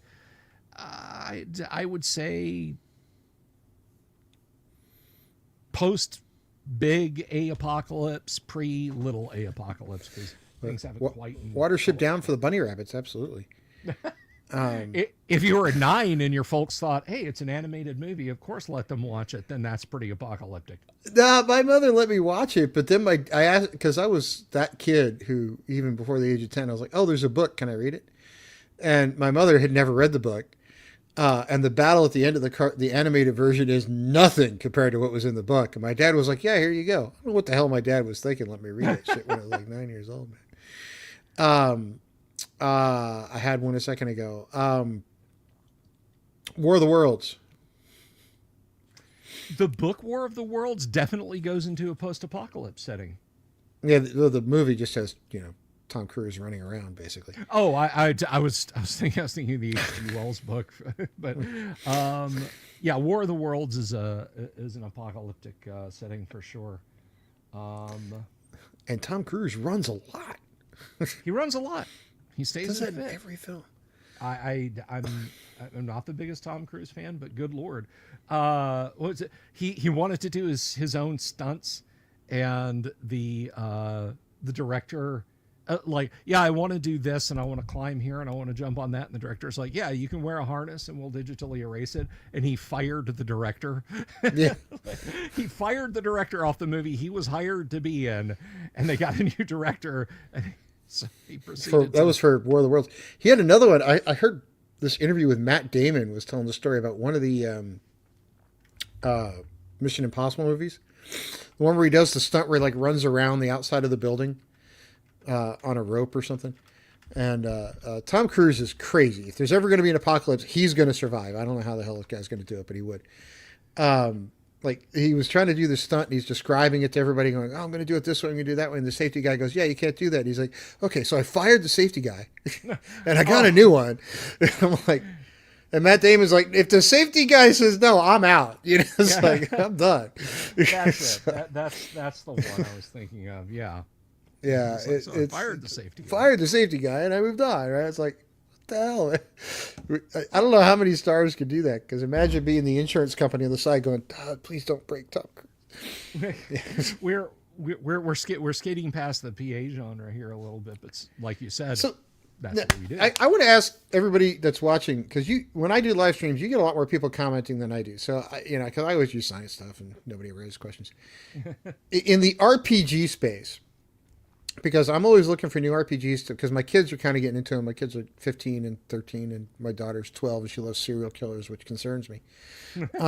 But is there a post-apocalyptic RPG outside of Fallout that's out there today? Maybe indie, maybe it's something we're not thinking of, because Bill and I go back to Star Frontiers and Gamma World and that kind of stuff. But is there one that's indie that we're not thinking of that we should that we should maybe take a look at? If you guys can think of one, let us know in the chat. Yeah, for sure. Please do. I would love to hear it. But what was it? I was gonna say Mutant Crawl Classics, but that's classics. So I'm looking for something that's maybe newer. Well, no, Mutant Crawl Classics is brand new. It's spun off of Dungeon Crawl Classics. Dungeon Crawl Classics is like it's a Goodman Games thing. I just found it. Okay. Yeah. Mutant Crawl Classics. Atomic Highway is one. Let's see. All Flesh Must Be Eaten, Tim. That's a good one.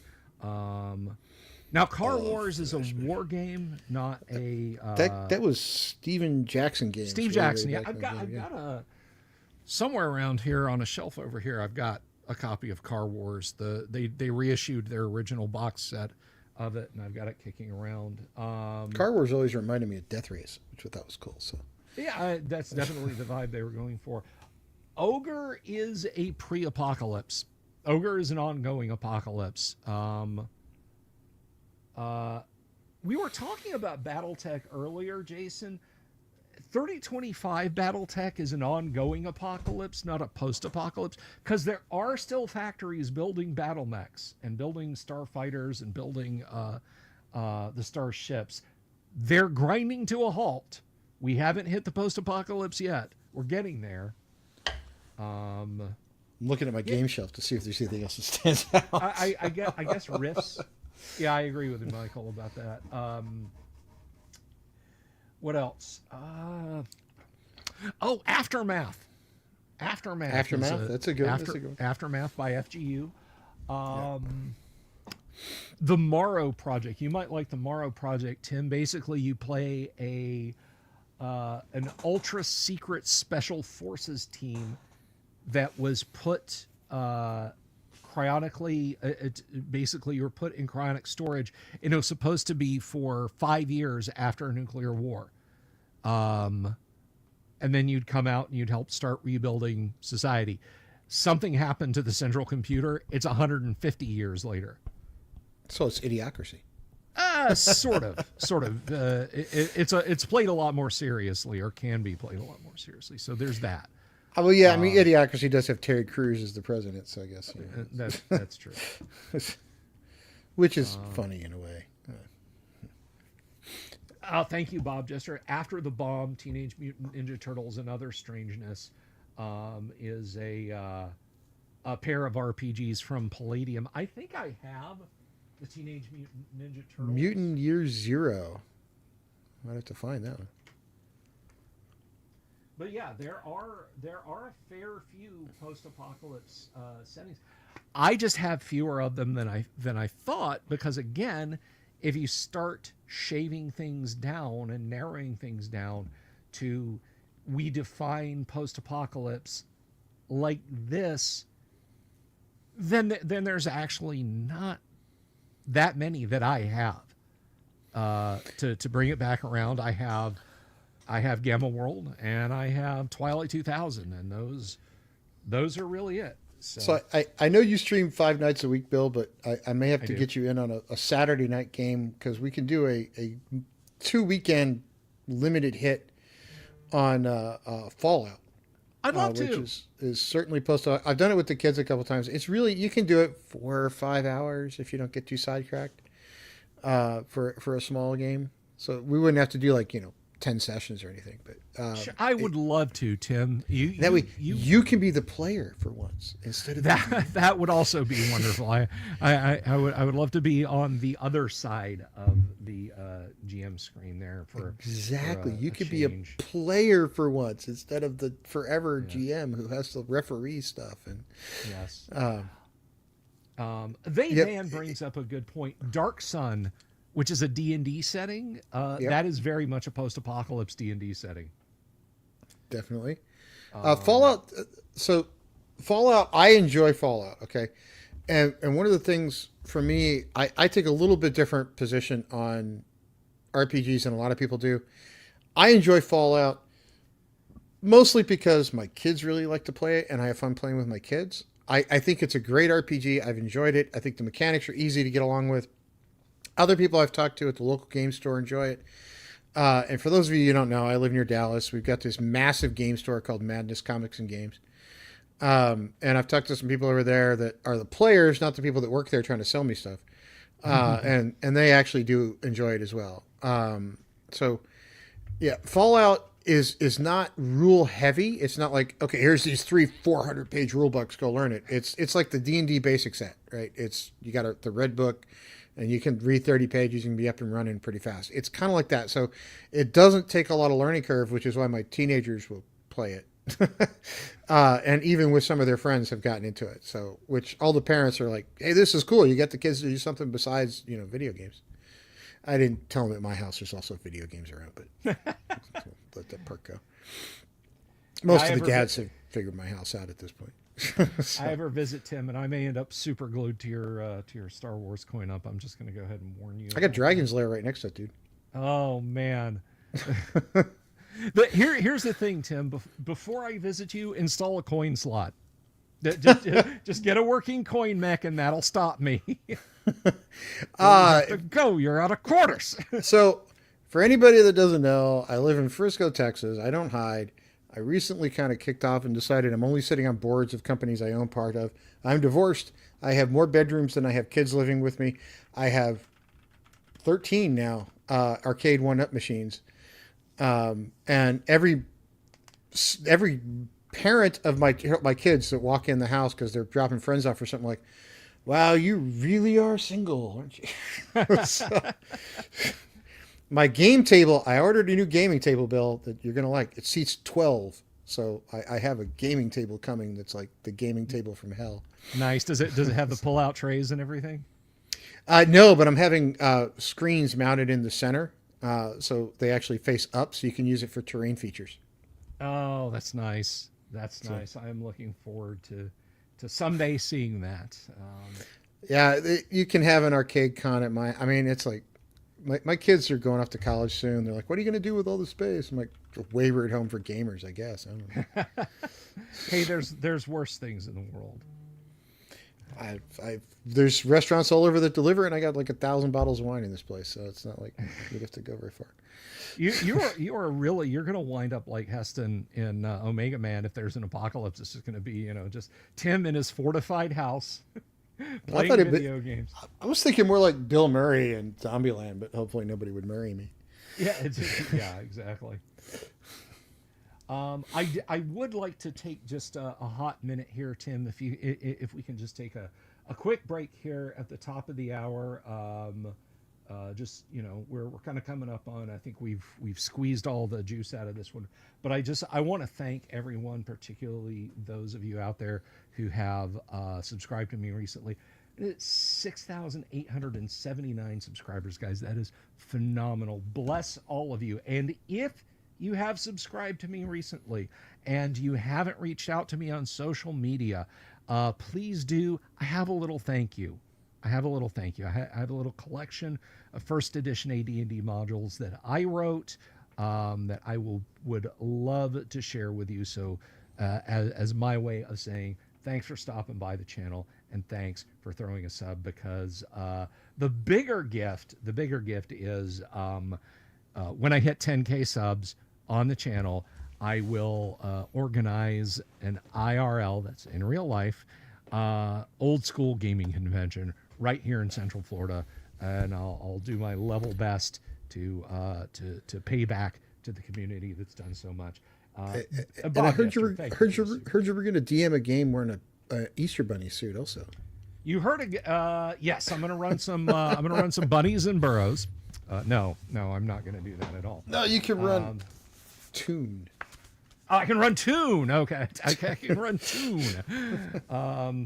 Well, Tim, you ought to come to the Guac here in a couple of months and run some Tune for people. I'll play. That'd be fun, actually. I like Tune. It's great. If nobody's ever seen Tune, Google it. It's yes. Humorous. Gonzalo Lira. No. I think Gonzalo is complaining a little bit. Bob, thank you very much for the super. I really, really appreciate that. And because I am now as monetized as I possibly can be for this stream, I get to say fuck, and it doesn't it doesn't affect my bottom line, because all the fucking monetization I would have gotten from this fucking video is insignificant compared to your fucking super chats. Okay, can I get on this tidbit for a second? Do it. So I loaded a YouTube short the other day about the assassination of world leaders, because I was reading the Tom Clancy book Red Rabbit, which deals with the attempted assassination of the Pope in World War II. And I compared it. I was like, oh my God, the Russians had this concept for how to murder the Pope. And I did this YouTube short on it. It's on my channel. I got a rule strike from TikTok, and they removed it because I was talking about a fiction book that involved the assassination of world leaders. TikTok was like, rule strike number 1, 2 more, we delete your account. We're taking this video off. I'm like, what are you people talking about? So you got a copyright strike. No, I got a rule strike. You're not allowed to talk about the potential. You're not allowed to talk about the potential assassination of world leaders on TikTok. I was talking about a fiction book that describes the attempted assassination of world leaders, and TikTok was threatening to cancel my account. I was so mad, but YouTube was like, "Yeah, go ahead." Well, I've talked about this before, and this is post-apocalypse relevant. I've talked about this before. The very first video I ever did on Twilight 2000, because I've done a few. I actually did a Let's Play. We should play on camera one night, Tim. I think it'd be a lot more fun with a couple of people having a tank duel rather than just me by myself.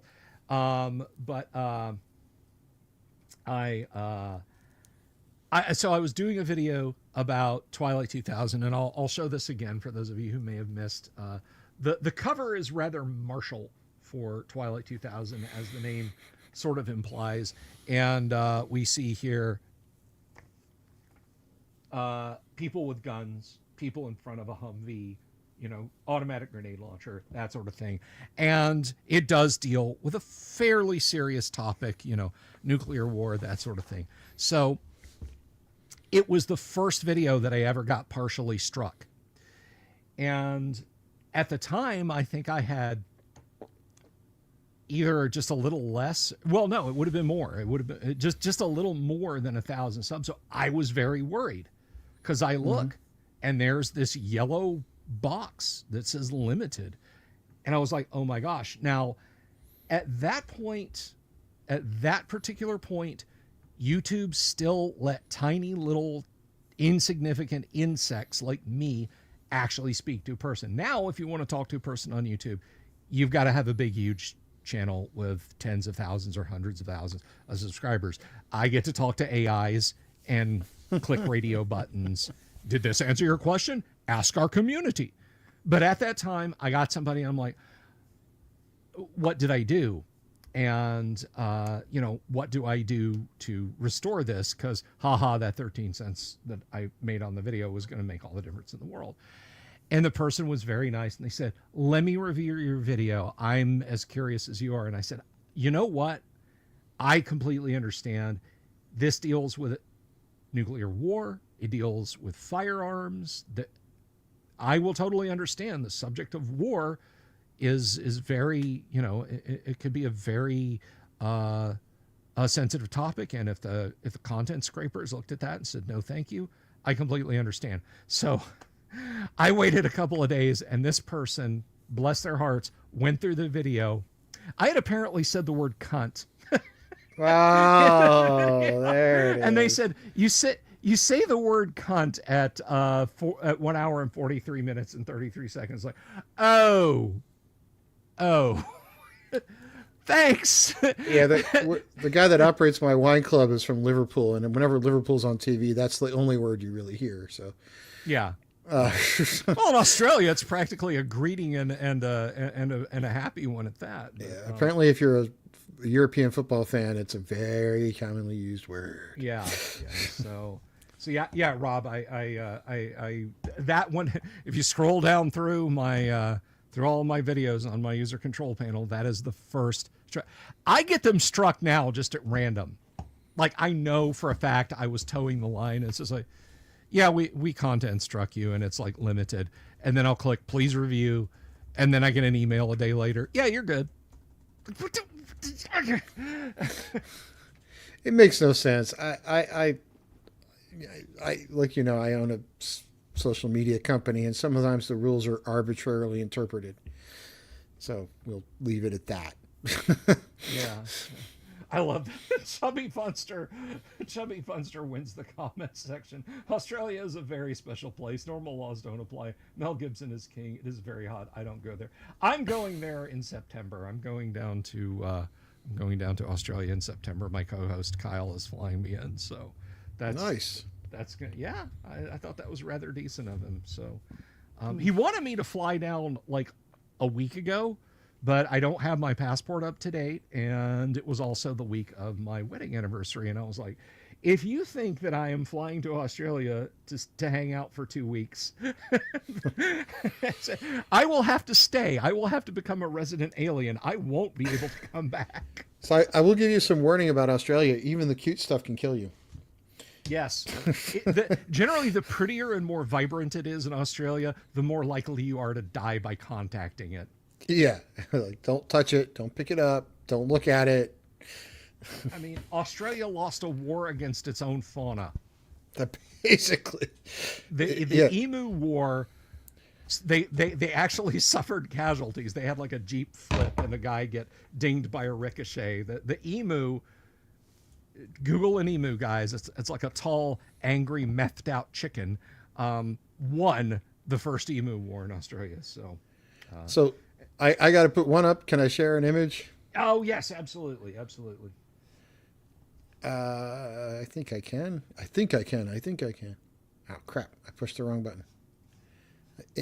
I am not a big fan of Thank you, Rob Turner. Have a great evening. For obvious reasons, but when you get to Australia, they take spiders there very seriously. I've got it there. I think you have to put it up there. This is gonna ook me out. There's an Australian spider for you. They get big down there. And appropriately, there's shoes next to it, which is, you just whap. I don't know. I'm pretty sure that spider would yell at you for hitting it. I mean, yeah, that spider would take that shoe from you and start hitting you with it. Yeah, I mean, they take spiders there very seriously. Yes. And I think we're gonna. I think this is a good place to close because On the Beach, which we talked about in the beginning, is a post-apocalypse movie set in Australia. And Ava Gardner, who starred in it, the movie was filmed in. I am going blank. I think it was.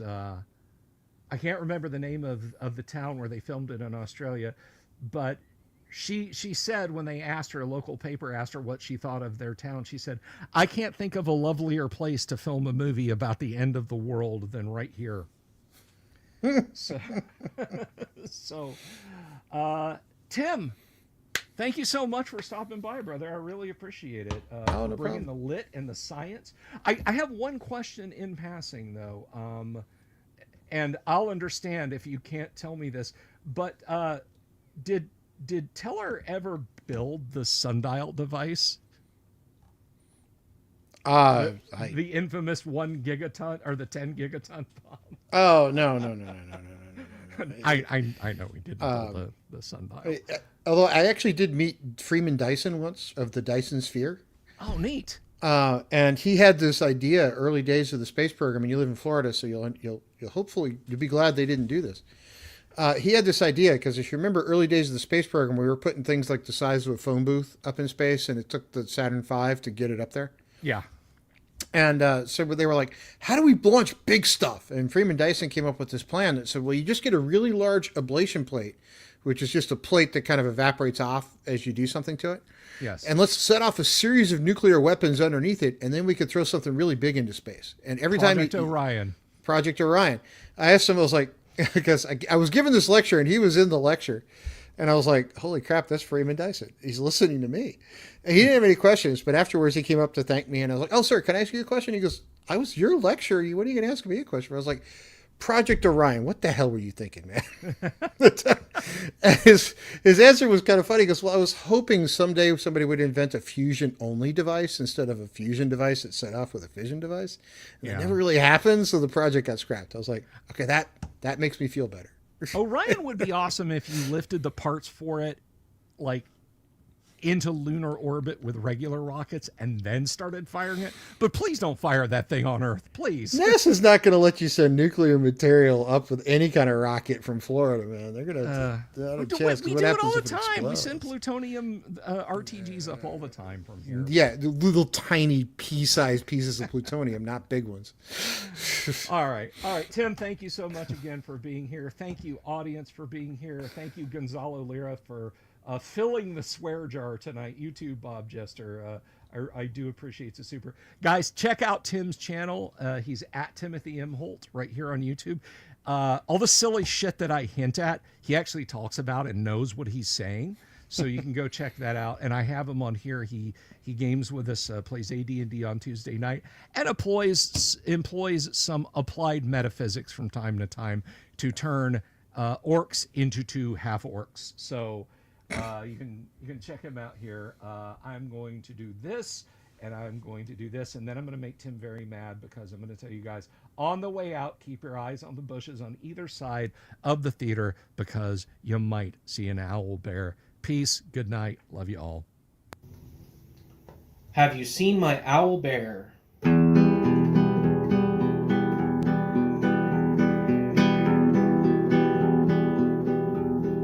Here's to all the weirdos everywhere in the woods and in the air. Have you seen my owl bear? Should I shave off all my hair? Bobs are all around, some live in tunnels underground. Some are fat, some are rich, some are sleeping in a ditch.